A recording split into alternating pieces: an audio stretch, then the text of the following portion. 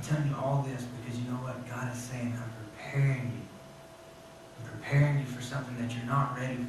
You know what? He's preparing you for somebody in school that you don't necessarily like to come up and you say, you know what? I really need somebody to talk to. He's preparing you to do something for somebody that you don't want to do.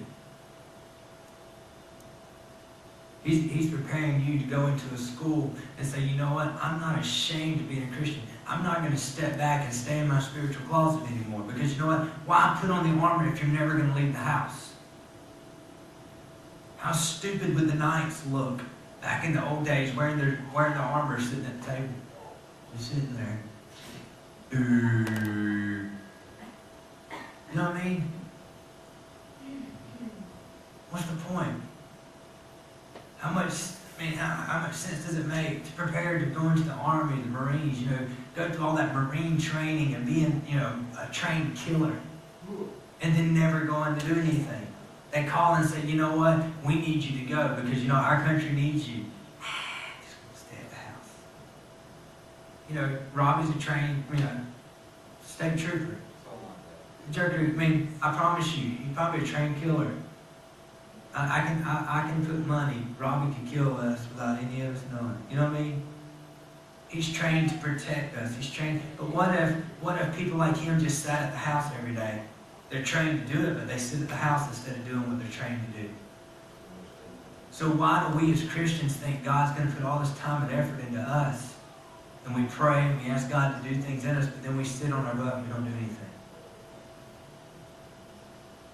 My last point is, God's preparing an army, but are you in or are you out?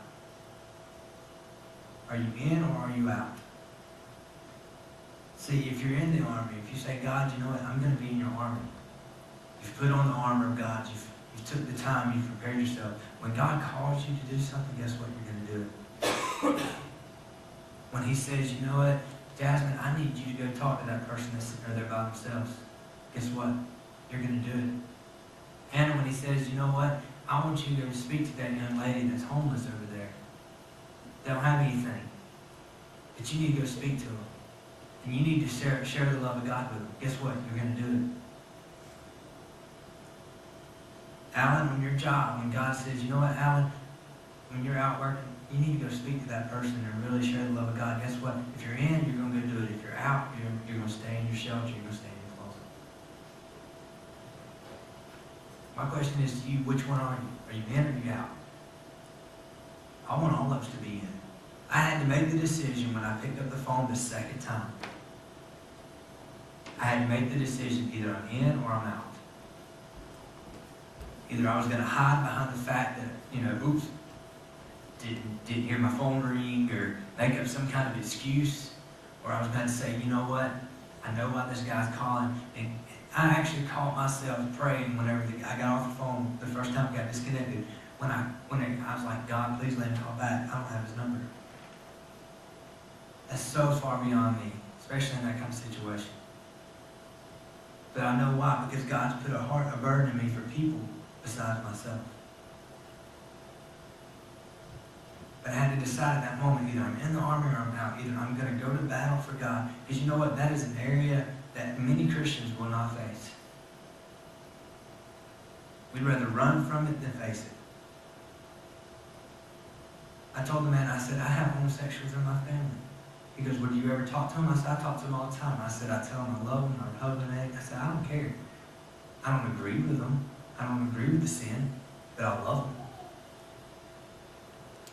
He said, well, how can you say that? I said, because God loved me and I was a sinner. I done stupid stuff. You've done stupid stuff. We all do stupid stuff. It's because we're human. But God's prepared you for battle. Whether you're in or out, it's up to you. It's up to you completely. Some of you went to Vision this week and you heard all this, great sermons.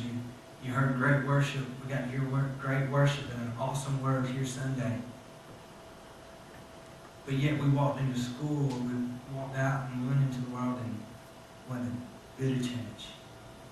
Our mouth was still foul. Our minds were still cluttered with just stupid thoughts.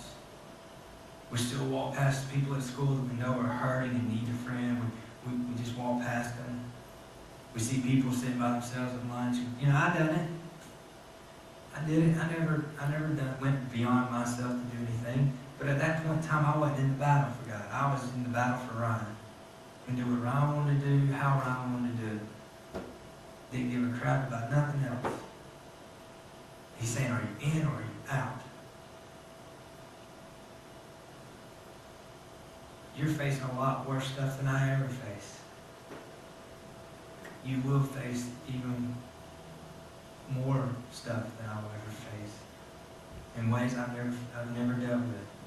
I never dealt with people at the age of 14, 15 getting pregnant. Never. I mean, it happens. I never dealt with guys coming out of the closet at 9, 10 years old trying to say they're gay. I just never did. Those are the kind of things you're going to face, but whether you're in the battle or not determines how you handle it. God's saying, I want you to be in the battle. I want you to share the love of God. I want you to pray. But there's something else in Ephesians 6, after all the armor of God. In 19, it says, also pray that whenever I open my mouth, words may be given to me, so that I will fearlessly make known the mystery of the gospel, for which I am an ambassador in chains.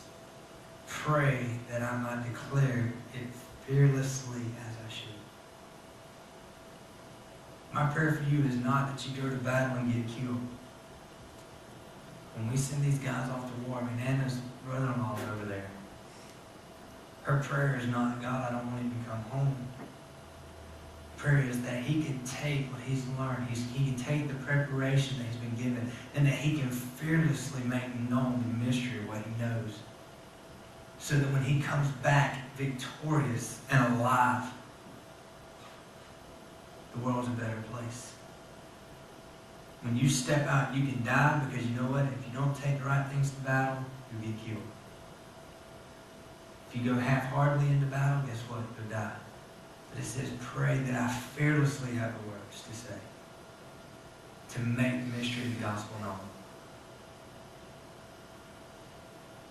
I mean, I know y'all are like, okay, what is he just like beating us in our head? I'm seeing change in some of you, and I want you to understand what God's trying to do. I want you to understand that God has a plan for you, and it's up to you whether you're in or out. It's whether you do it or not. It's up to you completely. But I'm praying that you fearlessly share the gospel. Fearlessly. Don't put on the armor and stay at the house. Because what good are you? None. Let's pray.